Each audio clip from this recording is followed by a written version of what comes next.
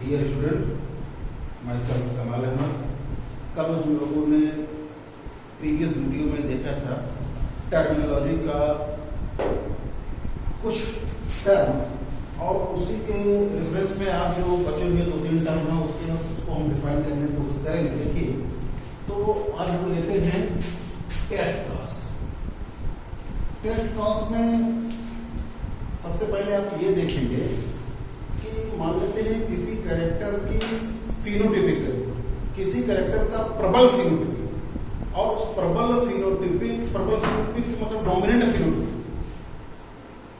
Character में genotype का पता लगाने के लिए, मतलब ये मैं कह रहा हूं फिर से सुनिए कि किसी भी कैरेक्टर के प्रबल फिनोटाइप में उस कैरेक्टर के जीनोटाइप का पता लगाने के लिए उसका बैक क्रॉस हम उसके रिसेसिव पेरेंट्स से कराते हैं, तो उसे हम टेस्ट क्रॉस कहेंगे। फिर से सुनिए, किसी कैरेक्टर के प्रबल फिनोटाइप में, मतलब जो दिख रहा है, जैसे जो कैरेक्टर आप में दिख रहा है, जो कैरेक्टर आप में दिख रहा है, जो जेनेटिकल कैरेक्टर आप होल्ड किए हो उसको हम फिनोटिपिक कैरेक्टर कहेंगे, और जो दिख रहा है वो प्रबल है। तो उस प्रबल फिनोटिपिक कैरेक्टर में जो जिम्मेदार जीन है, तो कौन सी जिम्मेदार जीन है, उस जिम्मेदार जीन का पता लगाने के लिए उसका क्रॉस हम उसके रिसेसिव पेरेंट से कराएं, उसका क्रॉस हम उसके रिसेसिव पेरेंट से कराएं, तो उसे हम क्या कहेंगे, टेस्ट क्रॉस कहेंगे। फिर से सुनिए, किसी कैरेक्टर में प्रबल फिनोटाइप का अगर हमें जीनोटाइप का पता लगाना हो, तो उसके लिए हम क्या करेंगे कि उसका बैक क्रॉस कराएं, उसका हम बैक क्रॉस कराएं, और बैक क्रॉस कराने के बाद जो रिजल्ट आएगा वो टेस्ट क्रॉस के रूप में जाना जाएगा। इसका मतलब ये हुआ कि टेस्ट क्रॉस को जानने के लिए सबसे पहले हमको बैक क्रॉस पे जाना पड़ेगा। तो बैक क्रॉस पे कल हम लोगों ने देखा था कि F1 ऑफस्प्रिंग में जो रिजल्ट आया उसका क्रॉस हम दोनों पेरेंट्स में से किसी में से एक कराएं। लेकिन यहाँ पे क्या है, टेस्ट क्लास में हम ये देखेंगे कि जो भी F1 जनरेशन का ऑफस्प्रिंग आया उसका क्रॉस उसके रिसेसिव पेरेंट से कराएं। मतलब ये कि अगर यहाँ पे टी हम देख लेते हैं और इसका क्रॉस हम स्मॉल टी से कराएं, तो F1 में ये, और तब इसका क्रॉस हम यहां से करा दें।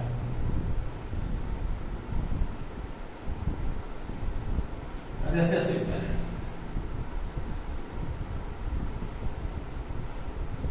ये सब है, इसमें नहीं होगा, इसके रिसेसिव पेरेंट, ये डोमिनेंट पेरेंट है,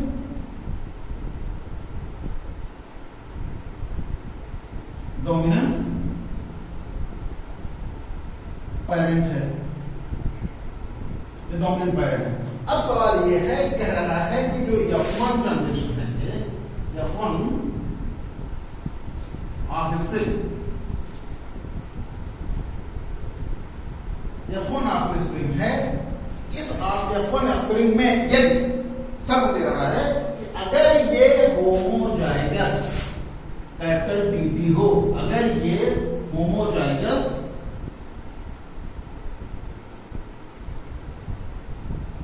अगर ये कंसीडर किया जाता है कि अगर F1 ऑफस्प्रिंग जो हेटेरोजाइगस में है, अगर यदि मान लें कि अगर ये कैपिटल टीटी होमोजाइगस है, तो ये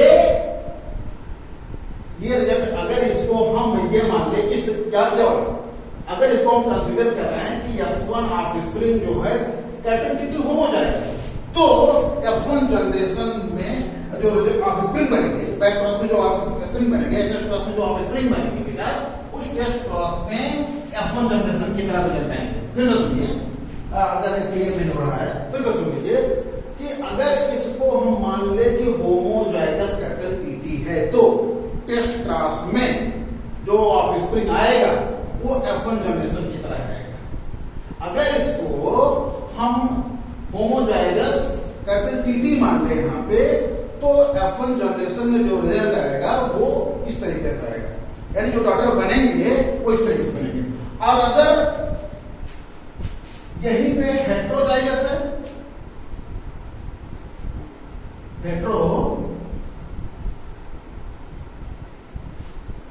हेट्रोजाइगस है ये स्मॉल टी, अगर हम इसको कंसीडर करते हैं, इसको हम यहां पे कंसीडर कर लेते हैं, तो आधे प्रबल डोमिनेंट बनेंगे और आधे प्रबल रिसेसिव बनेंगे, आधे प्रबल रिसेसिव बनेंगे, आधे प्रबल डोमिनेंट बनेंगे। ठीक, ये है कंडीशन। आप ध्यान से फिर से सुनिए, ये थोड़ा घुमावदार है कि पहली बात तो ये कि F1 जनरेटर किसी कैरेक्टर के प्रबल फिनोटाइप में उसके जीनोटाइप का हमें पता लगाना हो, तो उसके F1 ऑफस्प्रिंग का क्रॉस बैक क्रॉस हम उसके रिसेसिव पेरेंट से कराएंगे, तो उसे हम टेस्ट क्रॉस कहेंगे। वही चीज कह रहा है, शर्त दो शर्तें हैं, कह रहा है कि अगर जो फिनोटाइपिक कैरेक्टर है वो होमोजाइगस हो, जो फिनोटाइपिक कैरेक्टर है इसका वो होमोजाइगस कैपिटल टी है, तो क्या होगा, उसमें जो डॉटर बनेंगे, डॉटर प्लांट बनेंगे, वो F1 जनरेशन की तरह बनेंगे,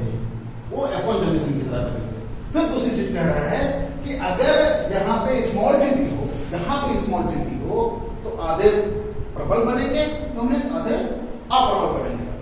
ठीक है। दूसरी चीज हम देते हैं रेसिप्रोकल क्रॉस। क्या बोलते हैं?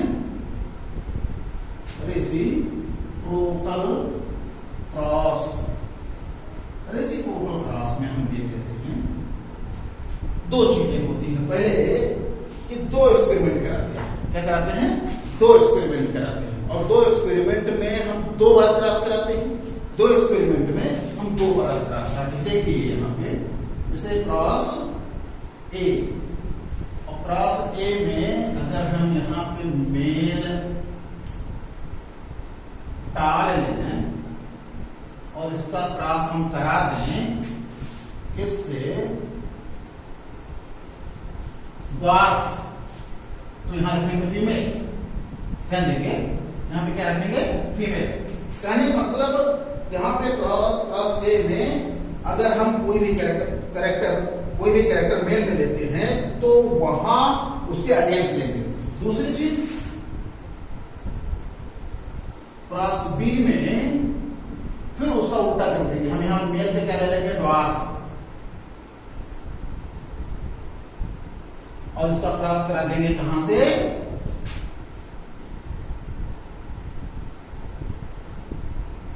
टाल में। यहां भी ये मेल ही होगा, यहां भी ये फीमेल ही होगा। अब देखिए कैसे डिफाइन करेंगे इसको। कैसे हम डिफाइन करेंगे? जब दो एक्सपेरिमेंट में दो क्रॉस है, जब दो एक्सपेरिमेंट के दो क्रॉस में कोई भी कैरेक्टर अगर हम मेल में लेते हैं, जैसा कि इस एग्जाम्पल में दिया गया है कि इस मेल में हमने क्या लिया? टाल। ठीक, तो वही कैरेक्टर दूसरे क्रॉस में फीमेल में लिया जाए तो दोनों क्रॉस आपस में रेसिप्रोकल कहलाएंगे। फिर सुनिए, दो एक्सपेरिमेंट में जब दो क्रॉस में कोई एक कैरेक्टर अगर हम मेल में लेते हैं तो वही कैरेक्टर दूसरे क्रॉस में फीमेल में लिया जाएगा। फॉर एग्जाम्पल अगर हम क्रॉस ए की बात करें तो बेटा हम देख रहे हैं यहाँ पे क्रॉस ए में जो मेल प्लांट है उसमें हम टाल लेंगे और उसका क्रॉस हम फीमेल के रूप में डॉट प्लांट से करा दिए।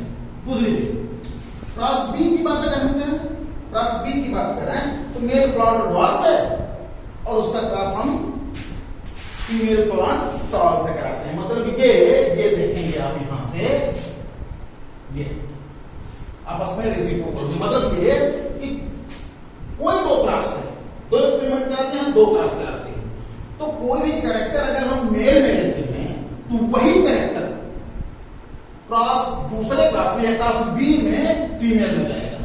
समझा? मतलब जो कैरेक्टर हम मेल में लिए वही कैरेक्टर दूसरे क्लास फीमेल के लिए लागू होगा। तो दोनों क्लास आपस में क्या कहलाएंगे? रेसिप्रोकल क्लास कहलाएंगे। ठीक है? इस तरीके से टर्म जेनेटिकल टर्म कुछ खत्म हुई। अब हम स्टार्ट करने जा रहे हैं incomplete dominance. Incomplete dominance Carl Correns ने डिस्कवरी की थी 1903 उनकी बात है।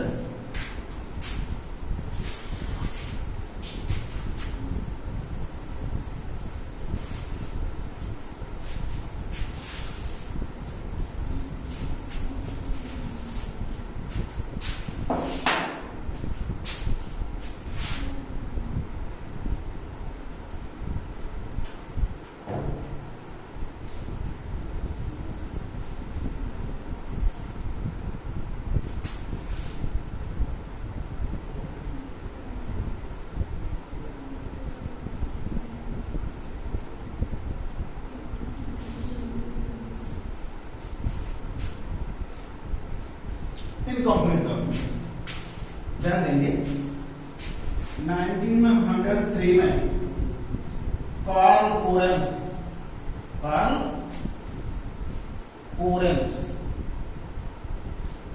साइंटिस्ट ने, इन्होंने क्या किया? मिराबिलिस जलापा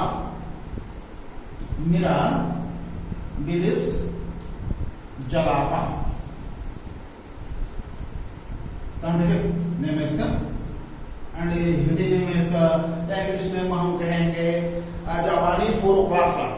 जापानी 4 o'clock प्लांट। Japanese 4 o'clock। इसमें उन्होंने क्या किया? कंप्लीट डोमिनेंस को देखा। और ये इनकम्प्लीट डोमिनेंस की बात अगर मैं करूं तो बेटा ये आता है एलिनिक जीन इंटरेक्शन। एलिनिक जीन इंटरेक्शन में 2-3 एग्जांपल है। एक तो इनकम्प्लीट डोमिनेंस है, दूसरा मिलेगा आपको कोडोमिनेंस, तीसरा मिलेगा लीथल जीन। इसके बाद नॉन एलिनिक जीन इंटरेक्शन में हम लोग पढ़ेंगे हायर क्लासेस में, like epistasis, complementary gene, supplementary gene, collaborative gene, modifier gene, qualitative gene. There are so many type of non-alienic gene interaction example. तो उसको छोड़िए, सबसे पहले यहाँ पे देखिए एलिनिक जीन इंटरेक्शन में पहला केस है इनकम्प्लीट डोमिनेंस। इनकम्प्लीट डोमिनेंस की डिस्कवरी 1903 कार्ल कोरेंस ने किया था, जो मेंडल के नियम के अगेंस्ट है, जो मेंडेलियन रूल है, मेंडेलियन रूल के अगेंस्ट है। और उन्होंने क्या था? इसमें एक रेड फ्लावर, जैसे रेड फ्लावर इस तरीके से ले लिया उन्होंने डब्ल्यू करके, और यहाँ पे स्मॉल डब्ल्यू ले लिया। ठीक है? इसमें क्या किया उन्होंने? क्रॉस पोलिनेशन कराया। क्या कराया? क्रॉस पोलिनेशन कराया। तो अब ये बताइए, जो ये रेड फ्लावर वाला है, रेड फ्लावर, ये है व्हाइट फ्लावर। व्हाइट फ्लावर से आप ध्यान दोगे, मेंडल के रूल के अकॉर्डिंग यहां पे F1 जनरेशन में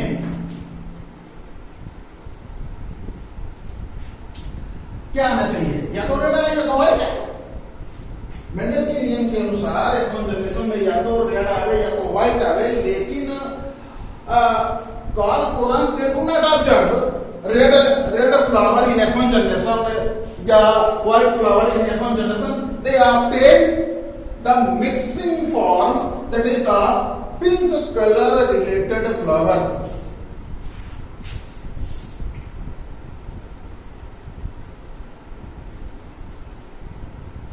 Pink color.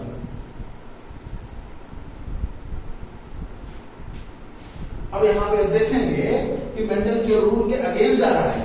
मेंडेलियन जो रूल है उसका डेविएशन है, उससे हट के उस नियम का विरोध कर रहा है, उस नियम का विरोध कर रहा है। इसका मतलब यह हुआ कि ये जो व्हाइट कलर है ये रेड कलर को कम कर दे रहा है, उसके डोमिनेंस को कम कर दे रहा है। और जब उन्होंने कॉर्पोरस ने इसमें F1 जनरेशन के रिजल्ट में सेल्फ पॉलिनेशन कराया तो देखा F2 जनरेशन में इस तरीके से प्लांट बने, इसमें उनको मिला 3 रेशियो। एक है तो मिला रेड फ्लावर वाला, जिसको हम ये कह सकते हैं,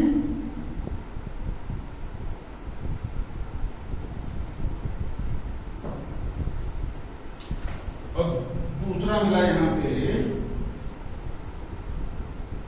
व्हाइट फ्लावर, इसको हम स्मॉल डबल के नाम से जानते हैं। तीसरा जो हम मिला इसको पिंक फ्लावर, जो यहां पे कैपिटल W स्मॉल W, ठीक। ये 25% की रेशियो थी, ये 50% की रेशियो थी, और ये 25% की रेशियो थी। तो इस केस में हम देखेंगे कि यहां पे जो रिजल्ट आया वो 1 रेशियो 2 रेशियो और 1 रेशियो। तो हम ये कह सकते हैं ये फिनोटिपिक रेशियो है, फिनोटिपिक रेशियो है। और यही चीज इसके जीनोटिपिक में भी आती है, यही चीज जीनोटिपिक में भी आती है, जीनो टाइप में भी आती है 1:2:1। तो पहले हम कैसे इसको डिफाइन करेंगे, देखिए कि जब 1 पेयर ऑफ एलिलोमॉर्फिक कैरेक्टर को हम क्रॉस कराते हैं कॉर्पोरेंस में, तो F1 जनरेशन में ना तो वो रेड आया और ना तो व्हाइट आया, बल्कि उसका मिक्सिंग फॉर्म आया पिंक कलर। इसका मतलब ये हुआ कि ये रेड कलर वाला कंप्लीटली डोमिनेंस नहीं है, मतलब वो अपना पूर्ण प्रभाव नहीं दिखा पाता है किस पे, व्हाइट पे, उसको रिसेसिव कंडीशन में नहीं डाल पाता है। या हम यूं कह दें कि जो व्हाइट कलर वाला फ्लावर है ये रेड कलर वाले फ्लावर के डोमिनेंट को कम कर देता है, उसकी प्रभाविता को कम कर देता है, और इसलिए रेड कलर का से हल्का हो करके यहाँ पे पिंक है, ना तो वो रेड आएगा ना तो पिंक आएगा, मिक्सिंग फॉर्म आएगा। इसको हम क्या कहेंगे, इनकम्प्लीट, अपूर्ण प्रभाविता है, कंप्लीट प्रभावी नहीं है। रेड कलर और व्हाइट कलर पर कंप्लीट प्रभावी, कंप्लीट डोमिनेंट नहीं है। तो इसको हम क्या कहते हैं बेटा, इनकम्प्लीट डोमिनेंस, जो 1903 में कॉर्पोरस ने डिस्कवरी की थी, जलाता या जापानी प्लांट के नाम से जानते हैं। हिंदी नेम है उसका गुलाबांस, हिंदी नेम है गुलाबांस। एक और है कोडोमिनस, देखेंगे एनसीईआरटी में है ये सारी चीजें, कोडोमिनस।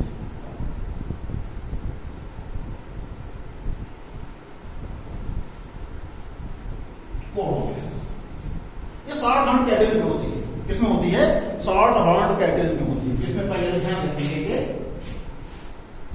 शॉर्ट हॉर्न कैटल, छोटी सींग वाले मवेशी जो चौपाई पशु होते हैं, छोटी सींग वाले, उसमें ये कोडोमिनेंस, मतलब जो डोमिनेंस है वो दोनों, ये कैरेक्टर वो कैरेक्टर दोनों साथ साथ मिलते हैं, दोनों साथ साथ मिलते हैं। ये होता कैसे है, 1 पेयर ऑफ एलील है, pair 1 pair of allele, 1 pair of allele,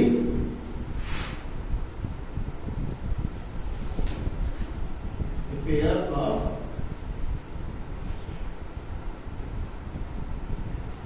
allelic interaction,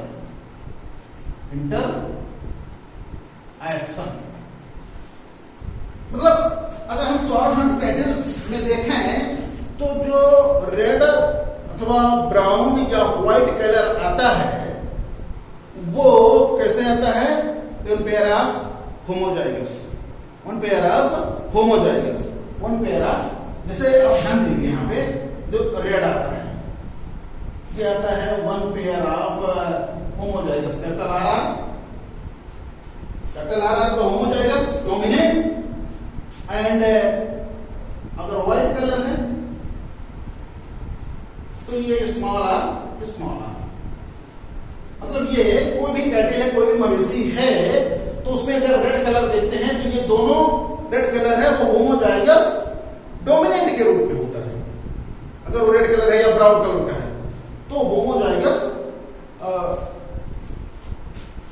dominant होता है। अगर व्हाइट कलर का है, व्हाइट कलर का है, व्हाइट कलर का है तो वो होमोजाइगस रिसेसिव होता है, होमोजाइगस रिसेसिव होता है।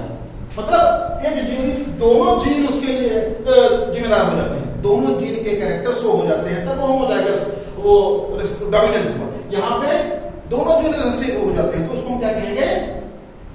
Homozygous recessive condition. इसको थोड़ा सा हम चार्ट के रूप में देखेंगे, इसको थोड़ा हम चार्ट के रूप में देख लेते हैं।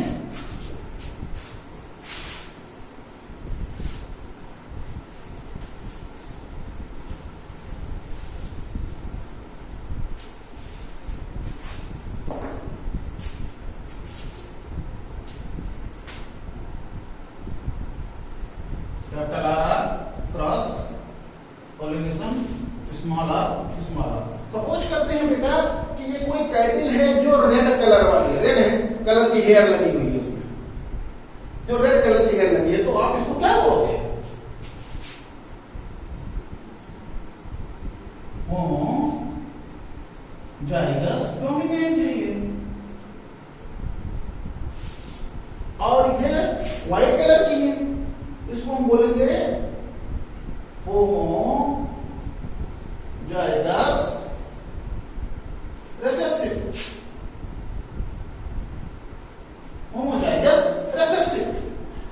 अब दो लिविंग बीइंग है, दो जीव है, दो कैटल है, दो मवेशी हैं जिनके बाल का रंग लाल है, ये अपने होमोजाइगस डोमिनेंट में, ये होमोजाइगस रिसेसिव। अगर इनमें हम क्रॉस कराते हैं तो, अगर इनमें हम क्रॉस कराते हैं तो क्या मिलेगा इसमें? कैपिटल आर स्मॉल आर, ये हेट्रोजाइगस होगा, हेट्रोजाइगस होगा। मतलब ये है कि रेड कलर और व्हाइट कलर दोनों साथ साथ दिखेंगे, राउंड कलर में कहेंगे इसको, क्या बोलेंगे? चितकबरा या चित्तीदार राउंड कलर में मिलेगा आपको, राउंड कलर। आपने देखा होगा गांव में या बैलों में तो कुछ आपको मिलेंगे कि सफेद और लाल दोनों साथ साथ, छींटदार चितकबरा जिसको हम राउंड कलर कहते हैं, लाल और सफेद दोनों एक ही एनिमल में पाए जाते हैं। तो वो केस कहां क्या कहलाता है? जेनेटिक में कोडोमिनेंस। मतलब जो उसके पेरेंट, दोनों पेरेंट हैं, उनके दोनों के कैरेक्टर एक ही के साथ साथ दिख रहे हैं। मतलब वो रेड कलर वाला भी कैरेक्टर शो कर रहा है और व्हाइट कलर वाला हेयर भी दोनों शो कर रहा है। चितकबरा या राउंड कलर मिल जाता है, ये कैटल से मिलता है। और कुछ एंडोल्यूसिन फॉल में, एंडोल्यूसिन मुर्गियों में पाई जाती है, एंडोल्यूसिन मुर्गियों में पाई जाती है कोडोमिनेंस। ध्यान देंगे ये शॉर्ट हैंड कैटल्स में होती है, जो भी इनको मिलता है वो उन पेयर होमोजाइगस डोमिनेंट कैरेक्टर के रूप में। ध्यान देंगे यहां से ये रेड कलर अगर मिलता है तो होमोजाइगस ये डोमिनेंट है, ये होमोजाइगस डोमिनेंट है, होमोजाइगस डोमिनेंट है, ये भी होमोजाइगस है, होमो ये व्हाइट कलर ये भी होमोजाइगस है। बट ये है कि ये डोमिनेंट में है और ये रिसेसिव कंडीशन में।